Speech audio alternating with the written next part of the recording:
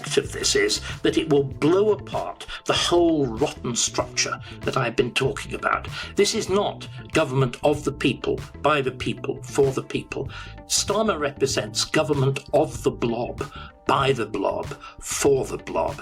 And when it fails, it will be the blob that failed, not Britain. I think we should be talking about cancelling the Prime Minister, shouldn't we, really? This is the sort of thing, and I'm making a bit of a joke of it, but it's actually a very close line to being serious.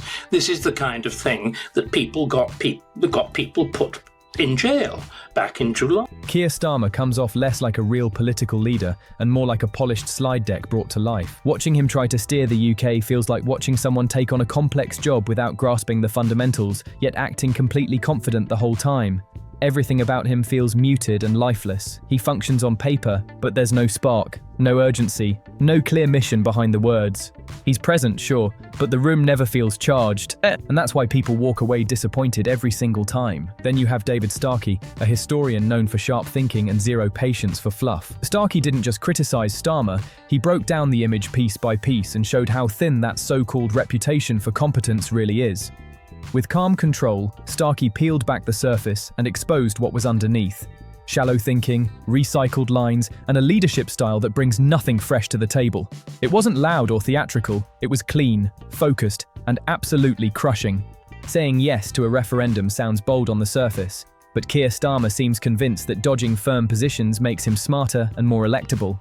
The problem is simple. You don't move people by being bland and invisible. He acts like standing perfectly still will magically turn him into an authority figure, but instead, the public is left scratching their heads, wondering if he's thinking things through, hesitating, or just scared to make a move at all. Nothing about this approach builds trust or excitement. It drains it. His constant flip-flopping only makes the situation messier. One day it's big reform talk, the next day those promises quietly melt away behind soft, corporate-style language. He speaks like he's already apologizing for choices he hasn't even made yet. The only thing he sticks to consistently is inconsistency, and people notice that fast. David Starkey clocked this right away and made it clear he wasn't buying the act. Every time Starmer opens his mouth, the energy in the room drops. He doesn't connect with people, he dissects them. It feels like he's running mental calculations instead of actually listening, and put him in a normal social setting, the vibe would turn uncomfortable almost instantly. Dear Starmer, this constant fact that he harks on about being chief prosecutor. He's not, he's called Director of Public Prosecutions. But chief prosecutor, what does it make him sound like? It makes him sound like a figure out of Stalin's Russia. In Starmer's eyes, he is clearly of impeccable character. He is all... Remarkably, Keir Starmer has somehow managed to make Jeremy Corbyn look energetic by comparison. At least Corbyn acted like he believed in something. Even when people disagreed with him, there was a clear point of view. Starmer, on the other hand, feels stuck in an endless political training course where every policy is temporary and every answer is tightly controlled, and yet he still expects public support. Support for what exactly? His message often sounds like nothing more than, "I'm not the other guy." He doesn't come across as a leader at all. He feels like a placeholder, holding the seat warm until someone with conviction finally shows up. There is a genuine emergency. There is a constitutional emergency. There is a political emergency. These things are manifestly malfunctioning. The proposals, the new Labour, the renewed Labour, actually it's just old new Labour proposals of Gordon Brown will make a bad situation even worse. They will destroy what little faith there is in politics and politicians. Yes, but with a very heavy heart. Yes to a referendum. David Starkey, a man rooted in serious thinking and historical perspective, wasn't willing to let that slide. He peeled back Starmer's public image layer by layer, only to find more emptiness underneath. Behind the scripted lines and polished delivery is someone who stands for very little beyond trying not to upset anyone. But playing it safe isn't leadership, it's drift. When you refuse to plant your feet, you end up swaying with every breeze. One week Starmer talks tough for workers. The next week he's calming bankers. One moment it's climate responsibility, the next it's quietly stepping around powerful interests. Sentences of up to 6 years. Right. Now, even the Times, that was not very sympathetic, wrote a third leader saying, this is mad. One public figure supported that charge. Sir Keir Starmer, of course, ex-DPP. And this is where they are a real, genuine and urgent. Starkey made it crystal clear. This isn't strength at all. It's collapse wrapped up and sold as caution. Meanwhile, David Starkey showed up armed with facts and history, not noise. He pointed out that Keir Starmer's biggest accomplishment so far seems to be making people forget that the Labour Party once stood for firm principles and backbone. Starkey didn't come in heated or emotional. He broke things down calmly and methodically. Starmer's quite extraordinary. He's like a kind of speak your weight machine. What are they? We have working people. We have dear me. I've heard them so often. My father is a toolmaker. All these phrases constantly recurring, almost as though it's a kind of computer. It's almost like I've used an old-fashioned phrase, a speak your weight machine. He's a kind of AI, but you know, he's not. AI would do it very, very much better. Very much better. Because Starmer is something different. Using history as his compass, he reminded viewers that Britain has seen real leaders before, people with courage, clear beliefs, and the nerve to defend them. Next to that standard, Starmer looks completely out of place. His habit of fence-sitting has left him stuck on every major issue that actually matters. Brexit, the economy, immigration, education, it's always the same tired routine. First he says something vague, then he pauses to read the reaction. After that, he explains himself by saying even less than before. Then comes the excuse about poor communication, followed by an awkward smile and a quiet move on with nothing resolved. At this point, many Labour supporters don't even get mad anymore, they're just worn down. They expect leadership and keep getting hesitation instead, and that disappointment hangs heavy every single time. Keir Starmer's version of opposition politics feels soft and unconvincing. Even his political rivals look surprised that this is the figure they're supposedly meant to worry about. But the problem is, and this is we're going back to Starmer and whatever, the left in particular just believe in a culture of words. The absurd dispute about Elon Musk and doing that, or rather that, which shows he's a fascist.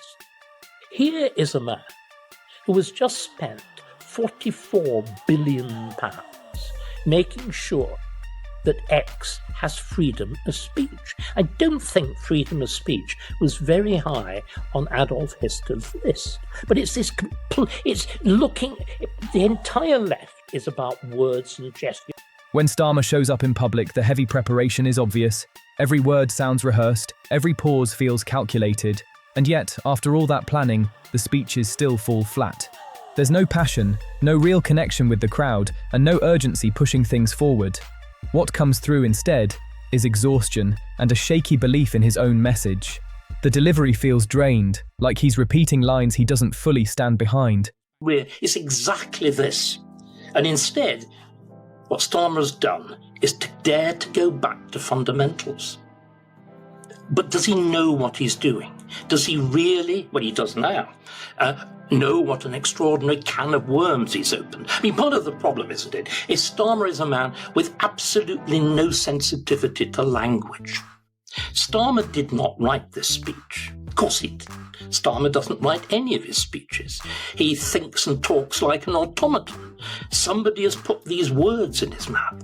Does he? David Starkey didn't need raised volume or theatrics to make his point. He simply held Starmer up for the audience to see him exactly as he is. What people saw was a leader who hesitates at every solid belief, someone whose strongest political skill seems to be dodging straight answers. Starmer's career looks built on staying just noticeable enough to remain relevant, but never bold enough to disturb anyone. Britain needs direction, not reassurance, yet he keeps talking about rebuilding trust, as if voters don't remember how many promises quietly vanished after he won the Labour Party leadership.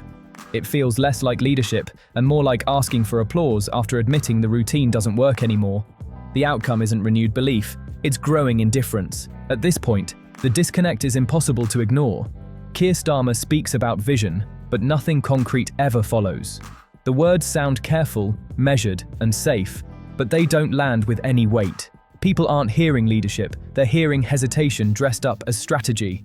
Starmer, as the Baldwin biography makes clear, has fundamental and indeed fundamentalist beliefs. He is a believer in the supremacy of law. That doesn't actually mean the supremacy of law, it means the supremacy of lawyers, of people like him. He believes that basically human society should be constructed according to rules made by people like him, which are enforced by people like him, and prevent anybody else who is not like him from having a say in anything.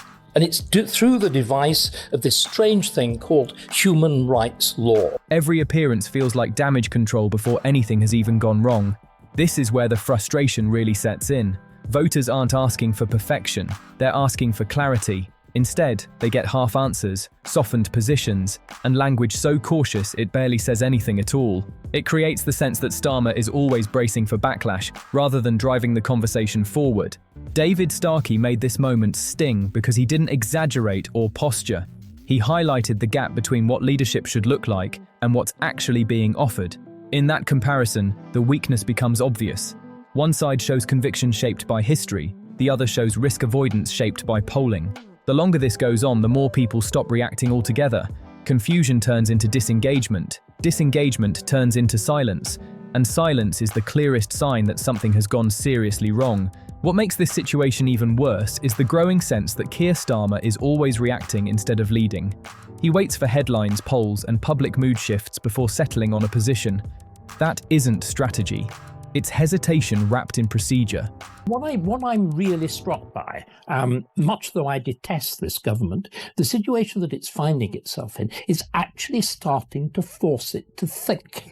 It's doing it very reluctantly. The whole bias of the Labour Party is it is the welfare party. It pretends to be the party of work, yes, but in fact it's the party of state. People can feel when a message is shaped by fear of backlash rather than belief, and that feeling spreads fast. Leadership is about setting direction, not constantly checking which way the wind is blowing. Yet Starmer's approach feels stuck in permanent review mode. Every statement sounds like it's been approved by layers of advisors, softened until it barely resembles a stance at all. The result is messaging that feels safe, but forgettable. David Starkey highlighted this without needing sharp insults or theatrics. He showed how leadership loses meaning when conviction is replaced by caution at every turn. When a figure avoids firm ground for too long, people stop waiting for clarity and move on mentally. That's the real danger here. Not outrage, not backlash, but quiet disengagement. When voters stop expecting anything at all, the role itself starts to feel empty, and that silence speaks louder than any criticism ever could. I've never met Keir Starmer, I'm delighted to say, but we have, as they say, previous. At the time of my cancellation back in 2020, Starmer was the only person in public life who wanted poor little Darren Grimes and me to be charged under the Section 6 of the Public Order Act, which I think carries mandatory imprisonment and up to 6 years. But is the measure of the man, the measure of his nastiness, the measure of his desire for vengeance, the measure of his... The bigger picture is starting to look clear, and it's not flattering. Keir Starmer keeps talking about stability, but stability without direction feels empty. People aren't asking for safe silence, they're asking for a reason to believe. Instead, they get careful phrases that slide past the point and leave nothing to hold on to.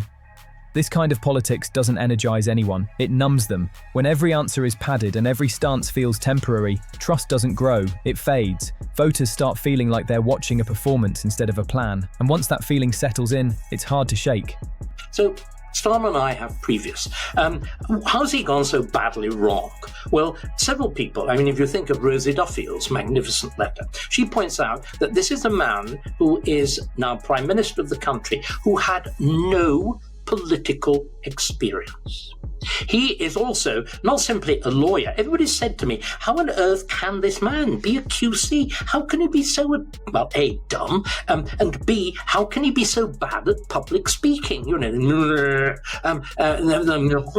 Nasal whine. Well, I suppose he can't help that he comes from Reigate, but that's oh, indeed, my father was a toolmaker too, but I did something about it, I suppose. But what has gone wrong with Starmer is that A, is not very clever. David Starkey cut through all of this by pointing out what's missing. Not polish, not preparation, but conviction. History doesn't reward leaders who hide behind caution forever. It remembers the ones who stood up and took a clear position, even when it was uncomfortable. Right now, Starmer's path feels stuck in neutral. No spark, no momentum, no pull. And when leadership stops pulling people forward, they don't push back. They quietly step away, and that silence says everything. What's unfolding now feels less like a clash of ideas and more like a slow fade out. Keir Starmer keeps presenting himself as the sensible option, but sensible without substance doesn't carry weight. People hear the caution, see the polish, and still walk away unsure what he actually stands for. That gap between image and meaning keeps widening. This isn't about style anymore, it's about credibility. When messages keep shifting and priorities feel flexible, confidence slips away. Starmer's something completely different. He's our first totally non-political Prime Minister. He embodies something, I think, completely new in British politics that we've never seen before, and we're already realising just how dreadful it is. What Starmer is the incarnation of all the fundamental changes that have taken place in our constitution, a kind of behind-the-scenes revolution since Blair. Starmer has a real set of values. He believes in the rules. Theresa May believed in the rules, but Starmer's are a much more structured, much more focused set of. Voters aren't confused because the issues are complex. They're confused because the answers never fully arrive. It leaves the sense that everything is provisional, nothing locked in. David Starkey underscored this by showing how leadership erodes when clarity is postponed again and again. History doesn't reward leaders who wait forever for perfect conditions. It remembers those who chose direction, even when the ground wasn't comfortable. Right now, the mood around Starmer isn't anger or outrage. It's distance. People aren't leaning in anymore, they're tuning out. And once attention is lost, winning it back becomes the hardest task of all. Whenever Keir Starmer talks about change, it sounds hollow and unfinished. He repeats the word over and over, but never explains what that change actually is. Change from what and toward where stays completely unanswered. The language feels mechanical and distant, like it exists just to fill time instead of motivate action. David Starkey didn't need a long response to expose that. His quiet reaction said everything. Starmer's message comes across as drained of energy and substance. It feels bland, overworked, and incomplete all at once, yet he stands there expecting praise as if something bold was just delivered. The public response tells a different story. People aren't energized or inspired. They're already scanning the horizon for other options. That gap between expectation and reality keeps growing wider. What makes it worse is that Starmer genuinely seems convinced this approach is working. He speaks with the confidence of someone who believes careful planning alone has solved everything. There's no warmth, no personality, yet he delivers his speeches like they're winning hearts and minds. The trouble is, we've seen through them. We are all now the little boy crying out the emperor's got no clothes, and Starmer is marching stark naked, repeatedly stripped off, telling lie after lie after lie, which we all know are lies. This is why trust in politics is collapsing. People know they're being lied. Many listeners walk away confused, unsure who he's even trying to connect with. Starkey didn't exaggerate or dramatize anything, he simply pointed out the obvious. Starmer is so cautious, so neutral, that he fades into the background. The harder he tries to appear calm and above the noise, the more forgettable he becomes. He wants to look thoughtful and steady, but ends up appearing distant and disengaged. Now I want to hear from you. Do you agree with this breakdown, or do you think Starmer's approach still has time to land? Drop your thoughts in the comments, I'm reading all of them. If you found this analysis useful, make sure you like the video, share it with someone following UK politics, and subscribe so you don't miss what's coming next. There's another video on your screen right now. Click it, stay locked in, and I'll see you in the next one.